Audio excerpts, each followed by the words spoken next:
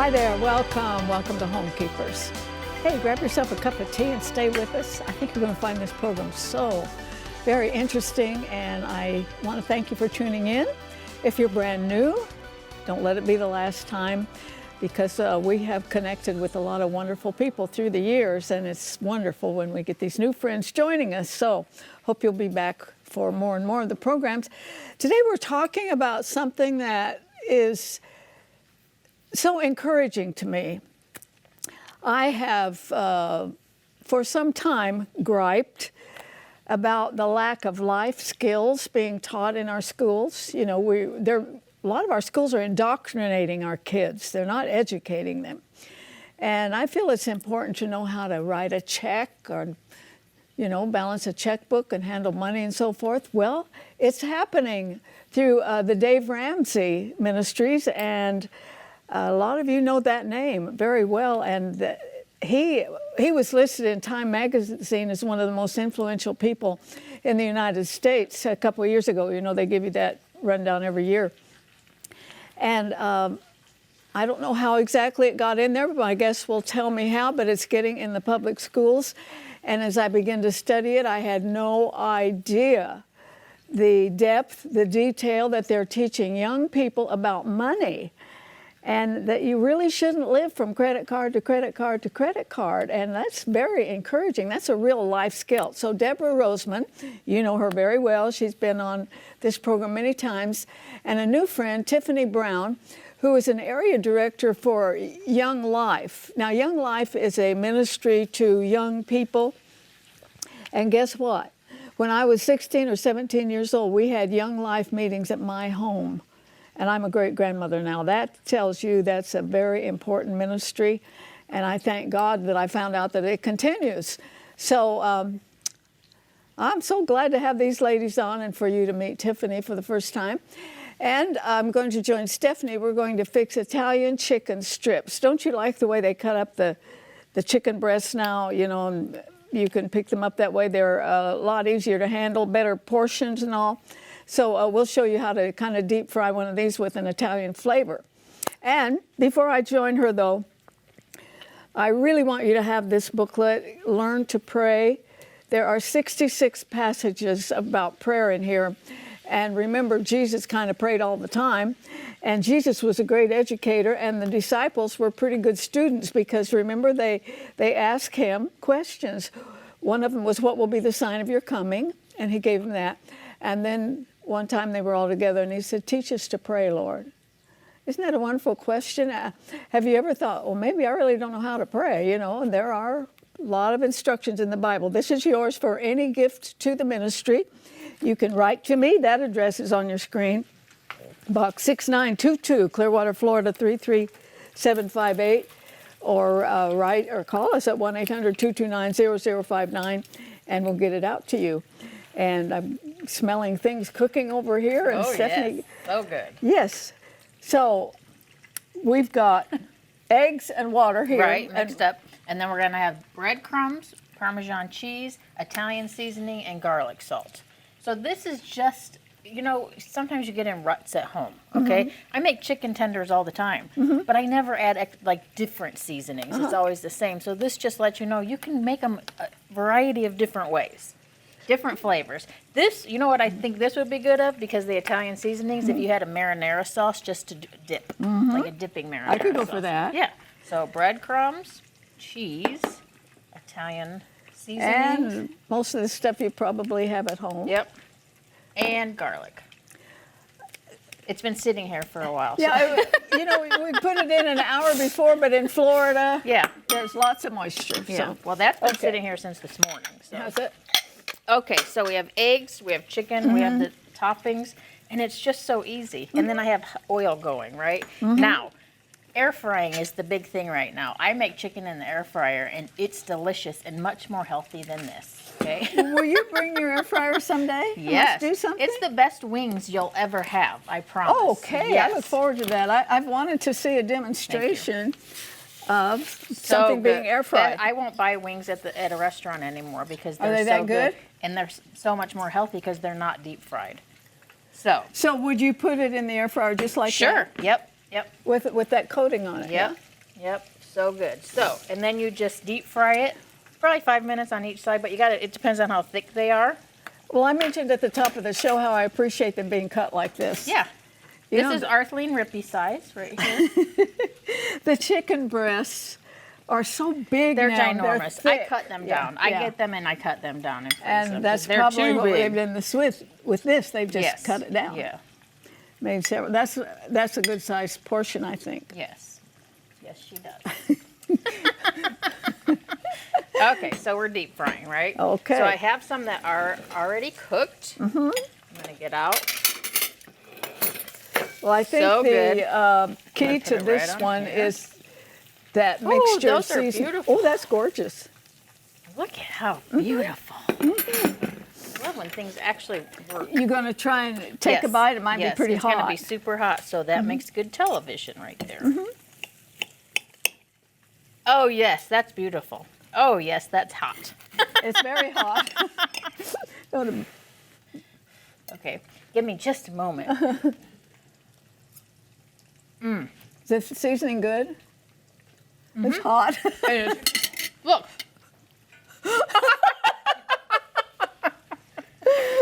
You couldn't see that, but it was steam. Don't you agree that chicken is just kind of a blank page and you can... That crunchiness is so good. You can just... Breadcrumbs, so good. Any seasoning, even... Yes, that's what I'm saying. You can do different seasonings and get out of your rut. Yeah, So good. so I think a lot of you would like to have this recipe. It's called Italian chicken strips, and the information is coming up on your screen. You can order this recipe any way that is convenient for you. And then want to be sure that you listen to what's happening in our schools today. You're going to be happy about that. It's a good thing. Stay right there. If you would like a copy of today's recipe, you may receive it by contacting us through social media as listed on the screen. When requesting a copy through the mail, be sure to include a self-addressed stamped envelope. Thank you, and please know we always appreciate hearing from our viewers.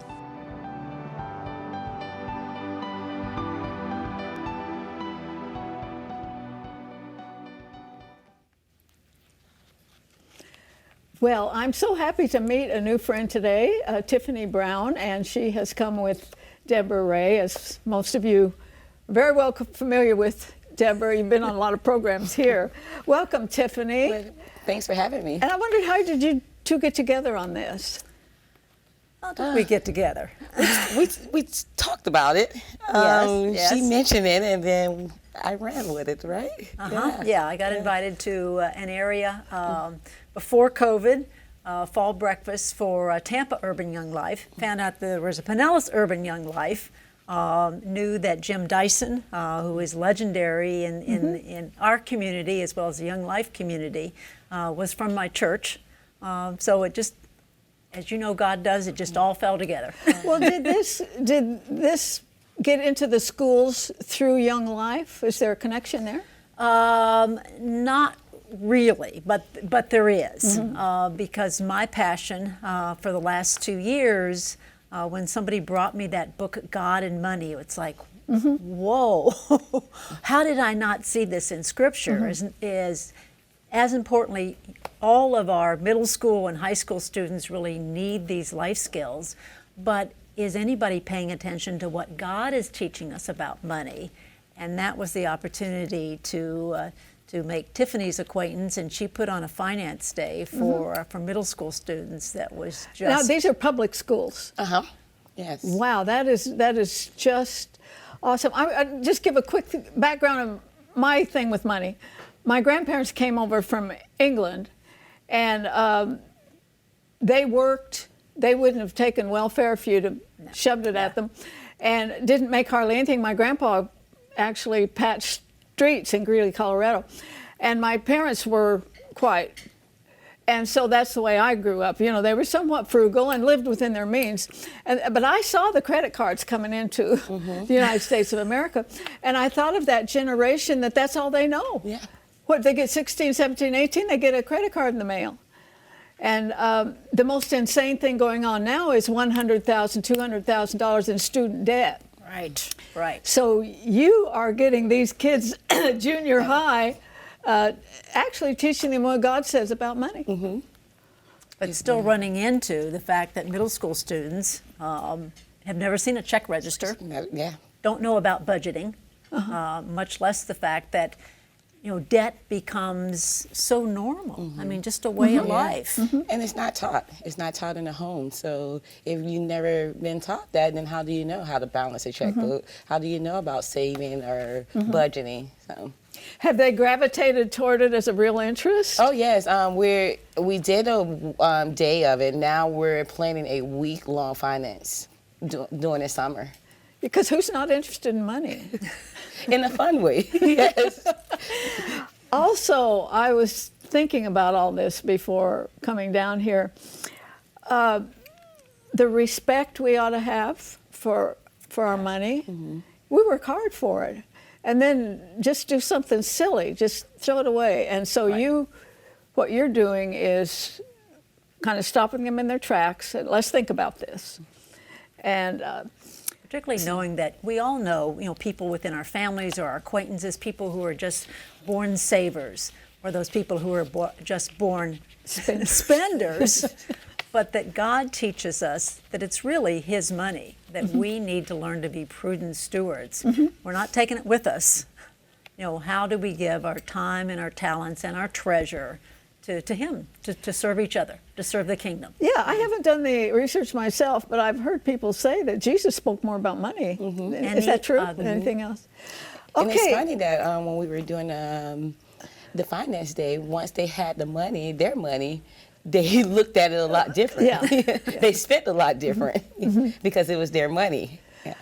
And I know a family, the way they're raising their kids is just perfect. I've just never seen such hands-on parenting. And so their kids have to earn. They give them little jobs to earn it. And then they really guide them into the way to spend it. It's their money, but these are, and so that you learn that from a very young age, it's going to stick. So do you teach this in the school yourself, or? Not in the schools, but in the community. In the community, we are bringing it to the community. So now we're offering it to the YMCA is partnering with us for the week. So we will be running a finance week along with the YMCA and our local community partners. Is there any specific incident that stands out in your mind about any special student that maybe had an the young instant men reaction? at Finance Day, share with Arthelene, because one of their opportunities to learn was not only budgeting and a check register, and that taxes was going to be taken out of what That's you a own, shocker. but how to make wise choices about transportation and housing and all of those fundamentals that they'll be faced with in early life. And the boys got together and had some really good ideas. Yeah, so they all had $3,000 and they had to budget through for the month. And the boys, This is $3,000 on paper, right? $3,000 on paper. And the boys got smart. I'll join your class. Okay. They got smart and they said, you know what, we're going to live together. We're going to split rent. And they started budgeting out. We're going to get a car together. You hold the car this week. So it brought out conversations and then different ways to live, different ways to budget your money. And it was just amazing, even with seeing the boys have those conversations and seeing how involved that they got into it. I mean, we had a room that was like a cell phone. You can choose a different plan, an iPhone, or you can do an Android. And the kids started thinking like, wow, iPhones cost more money. So then they were like, I want an Android. And in reality, when we talk to kids now, they're always wanting the newest. But when they started seeing it on paper and how much it costs, then they started thinking a little differently. So that was just a wonderful experience, just to see the kids and the communication that they was having amongst each other and talking through that. I was surprised at the material I got of the detail of cell phones, car, rent. You think those, right? You think junior highs kids are too young for that, but they're not. No, because the world is about right now. They see the world as give. I just need it now. They need everything now. So to even have those conversations at a junior high level is just, it's get them started. Yeah, get it started. Get their minds thinking. Yeah. Deborah, now Dave Ramsey is very biblically based on. Absolutely.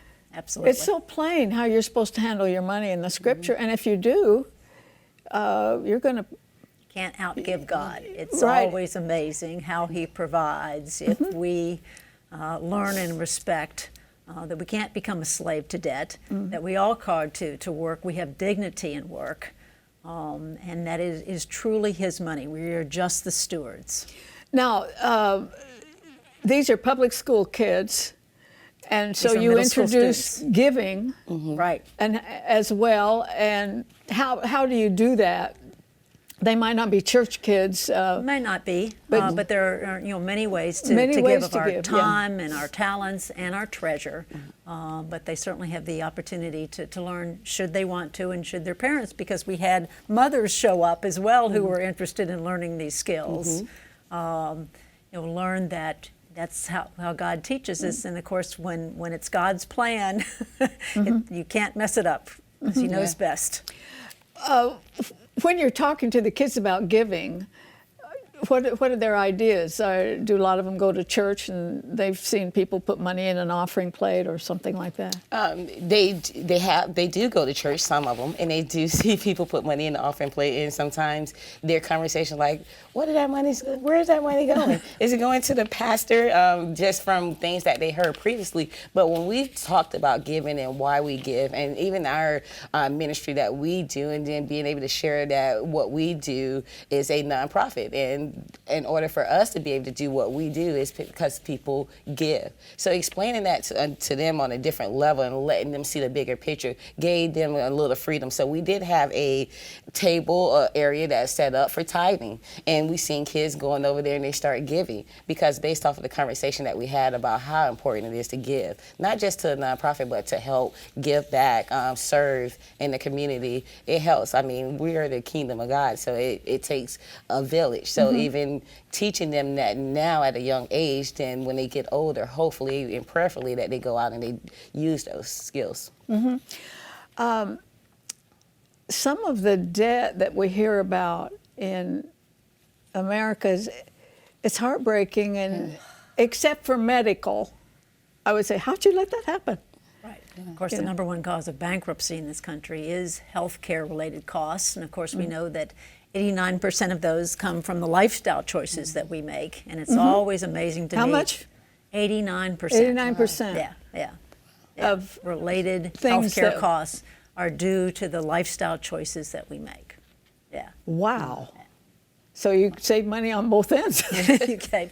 And you listen to these debt-free screams on Dave Ramsey, and then you hear them talk about how that improved their relationship with their family because they communicate more. Then they got on diets, and that discipline from their money translated to the discipline with their lifestyle choices, and they lost weight. And then, the next step was starting to go to church together. So you see this stepwise progression, and of course it's all God, and just taking those steps to learn about how God teaches us about money translates to all those many benefits. It's a major part of our life, and I wonder how much sleep is lost because of debt. It's just so heavy, and it can consume you when it gets to a certain level. I'll never forget, I had a young preacher here, and he was just so excited and wanted to build a church and couldn't get things going, and said he got a credit card in the mail. So he said, praise God. He said he thought the credit card was from Jesus. I sat there and laughed at him.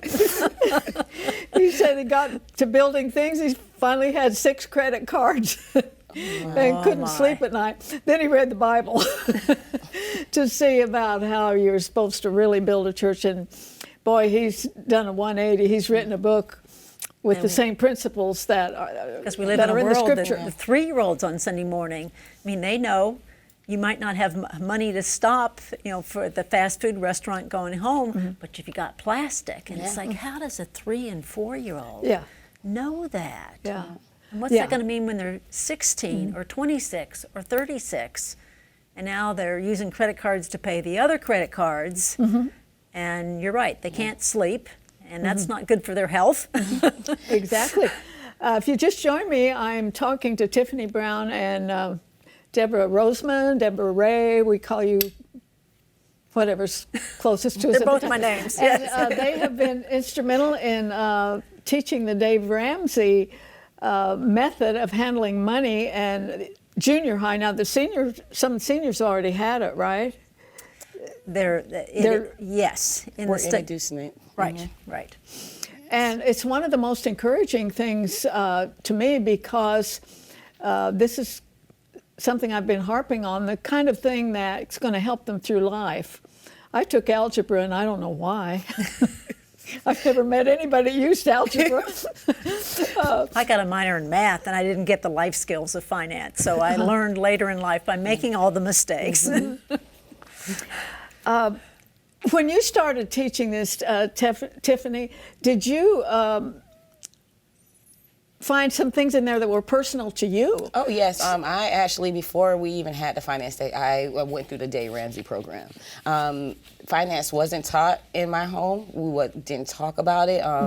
Didn't know nothing about finances or didn't really care about it. So I found even as I'm getting older that how important it is. And I was just sharing with Miss Roseman that my life is different because of the Dave Ramsey program, and I can sit here today and be able to share that with kids, share that with my community because I went through that program. I can pull up my credit and be okay with that now, you know. So yes, I have found ways to do things, my needs versus my wants. I am a true believer. If I'm going to go through I'm going to teach it, I need to go through it myself. I need to learn, and I'm still learning. Yeah. So yes, I found some different tools, different ways of doing things, looking at my money a whole lot different, looking at my credit. Even when I go into the store, is it a need or a want? I mean, Dave Ramsey has this really cool program.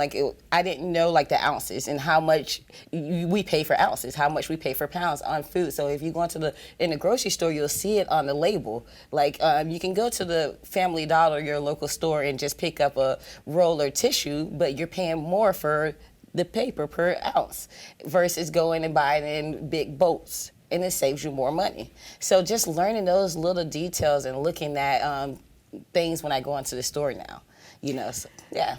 Do you know, I bet it's been 20 years or more, I interviewed Dave Ramsey. Did you? Wow. He was just getting started, and it was at the NRB, National Religious Broadcasters, where you're kind of there and say, oh, there's somebody to interview.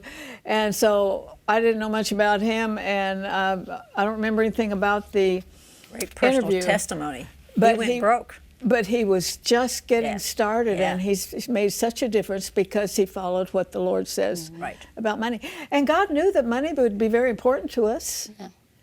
It's not that the money's way you bad, get it's through that life. love of money and how it changes your heart that's bad. But Tiffany was alluding to the fact that we're all exposed to all this marketing. And we think that because it's new, it's better, and I got to have it, and I got to have it now. And that's just not the case.